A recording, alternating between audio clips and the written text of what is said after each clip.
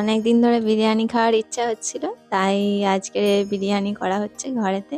দোকানের বিরিয়ানির থেকে ঘরে বিরিয়ানি করে খেতে খুব ভালো লাগে, তাই ঘরেই বিরিয়ানি বানানো হচ্ছে। এই বিরিয়ানির মেনুটা তোমাদের সঙ্গে শেয়ার করছি। প্রথমে চালটাকে ভালো করে পরিষ্কার করে ধুয়ে নিয়ে চালটাকে ভিজিয়ে রাখবো কিছুক্ষণ। তারপরে মাংসটাকে এবার পরিষ্কার করে নেবো ভালো করে। মাংসটাকে পরিষ্কার করে নিয়ে মাংসটা রেডি করে নেবো। মাংস ধোয়া কমপ্লিট হয়ে গিয়েছে। এবার এতে জল দিয়ে জলটা গরম করে আলুটা কেটে নেবো। আলু কাটা কমপ্লিট। এবার জলটা গরম হয়ে গিয়েছে, এবার চালটা দিয়ে দেবো হাঁড়িতে ভাত হওয়ার জন্য। আমাদের ভাত মাংস কষা সব কমপ্লিট। এবারে হাঁড়িতে তলায় কলা পাতা দিয়ে তাতে তেল মাখিয়ে নিচ্ছি।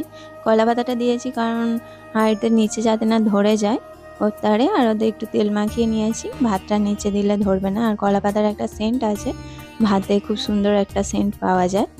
যে ভাতটাকে পাট পাট করে সাজিয়ে নেবো। প্রথমে একবার ভাত দিয়ে দিলাম, দিয়ে তার ওপরে কিছু পেঁয়াজ কুচি ভাজা আছে, পেঁয়াজ ভাজা।